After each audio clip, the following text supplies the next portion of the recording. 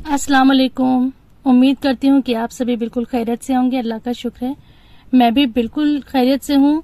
तो व्लॉग आने में आजकल लेट हो रहा है। व्लॉग तो तैयार होते हैं लेकिन बहुत ज़्यादा बिजी ये दिन जा रहे हैं, बिल्कुल भी वॉइस ओवर और एडिटिंग का टाइम नहीं मिलता है। तो जैसे जैसे मैं इनको टाइम को मैनेज कर रही हूँ और आपके साथ ही वीडियोस शेयर कर रही हूँ। तो आज मुझे अपने नेबर के यहाँ कुछ बनाकर भेजना है। जो मेरे रेगुलर व्यूअर्स हैं वो जानते हैं कि माशाल्लाह जो हमारी सोसाइटी है वहाँ का ये जो नेबरहुड है बहुत अच्छा है। बहुत ज़्यादा हम लोग एक दूसरे के साथ चीज़ें शेयर करते हैं, बहुत सारी चीज़ें वो हमें देते हैं, हम उनको देते हैं। तो मैं अक्सर वो दिखाती रहती हूँ। तो आज मैं बना रही थी ब्राउनीज़ अपने नेबर में भेजने के लिए, क्योंकि वो लोग उम्रा कर आए हैं। तो मैंने सोचा था कि मिठाई से अच्छा ये है कि मैं अपने हाथ से कुछ बनाकर भेजती हूँ। और उन्हें मेरे हाथ की चीज़ें पसंद भी बहुत आती है, पर उनका पर्सनली कॉल आता है थैंक्स के लिए। तो मैं आज यहाँ पर बनाऊंगी ब्राउनीज़ और ढोकला, तो वो मैं बनाकर भेजूंगी। ब्राउनीज़ के लिए मैंने मैदा को और कोको पाउडर को मिक्स करके रख दिया है और 2 अंडे लिए हैं को मैंने अच्छी तरह से बीट कर लिया है, जो बिल्कुल फ्लफी हो गए हैं। लेकिन इतना ध्यान रखना है कि पीक नहीं बननी चाहिए, मतलब मिक्स कर लिया है अंडों को मैंने अच्छी तरह से, थोड़ा उसमें फोम बन गया है।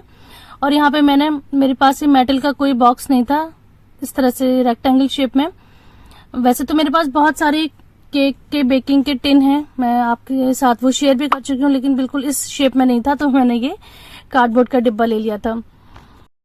यहाँ पर अब अंडों में शुगर पाउडर मिला दी है, इसको मिक्स करेंगे।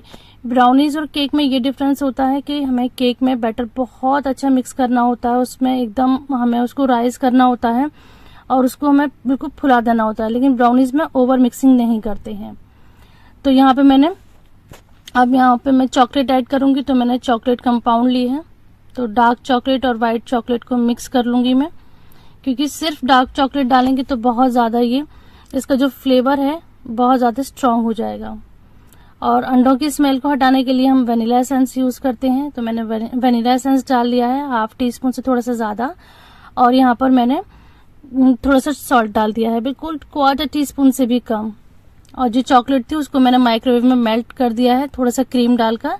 तो ये रनिंग कंसिस्टेंसी में हो गया है। अब इस चॉकलेट को हम इस मिक्सचर में ऐड कर देंगे और इसको हम अच्छी तरह से बीट कर लेंगे। फिर मैं बार बार कह रही हूँ कि इसको हम ओवर मिक्स नहीं करते हैं।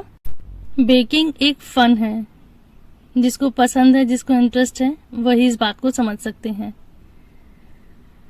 तो अभी मिक्सचर तैयार हो गया है। तो मैंने जो शुरू में शुगर पाउडर और कोको पाउडर को मिक्स करा था उसको अब हम यहाँ ऐड कर देंगे और इसको अब हम स्पैचुला से मिक्स करेंगे, कट एंड फोल्ड मेथड से। और सारा मिक्सचर एक साथ ऐड नहीं करेंगे, 2 या 3 बैच में ऐड करेंगे, थोड़ा थोड़ा करके ऐड करेंगे और इसको हल्के हाथ से हमें मिक्स करना है।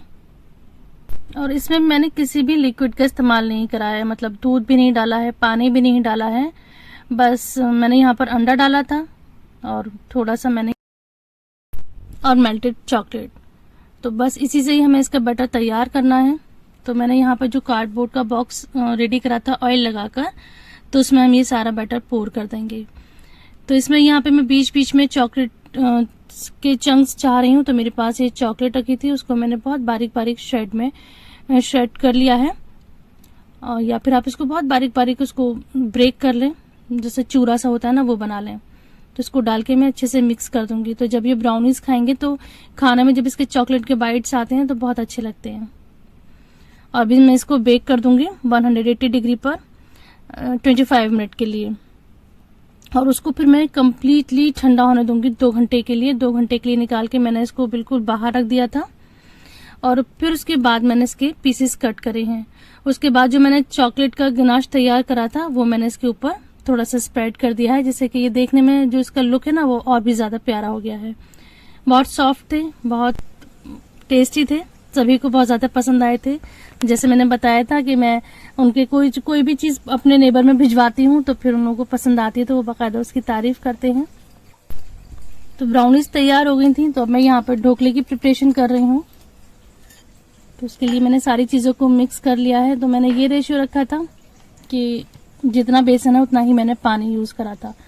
बस ये हुआ था कि मेरे पास जो सोडा था ना वो थोड़ा रखा हुआ था, रमजानों को आया हुआ रखा हुआ था।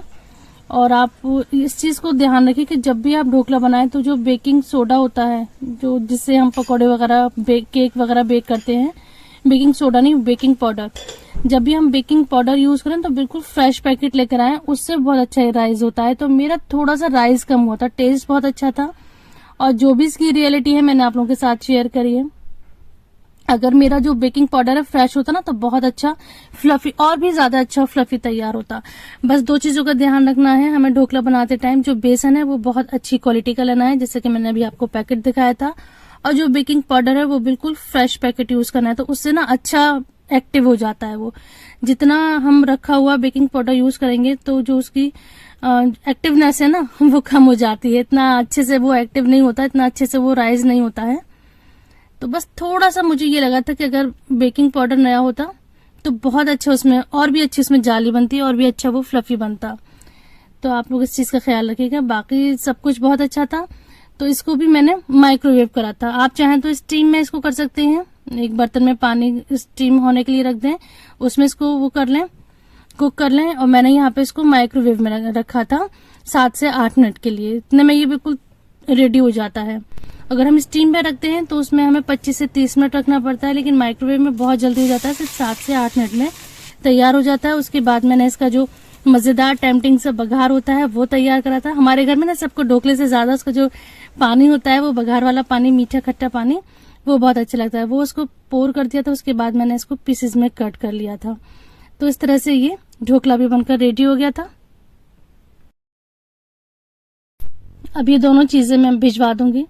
अच्छा, घर के लिए कुकिंग तो करते ही रहते हैं हर कोई, लेकिन जब मैं किसी को देने के लिए कुछ कुक करती हूँ तो मुझे उसको बनाने में ना और भी ज्यादा खुशी होती है, बहुत अच्छा लगता है, पूरा टाइम मैं एंजॉय करती हूँ। अच्छा, ये सब हो गया था। उसके बाद दोपहर के बाद हम तीनों बहनें गई थी अपने मामू के घर। तो मामू तो इस दुनिया में नहीं है, अल्लाह ताला मेरे तमाम बुजुर्गों को, तमाम रिश्तेदारों को, सब अजीजों को जन्नत में आला मकाम दे, उन सब की मगफरत करे। मेरी अम्मी की भी अल्लाह ताला मगफरत करे, आप लोग भी दुआ में जरूर याद रखिएगा।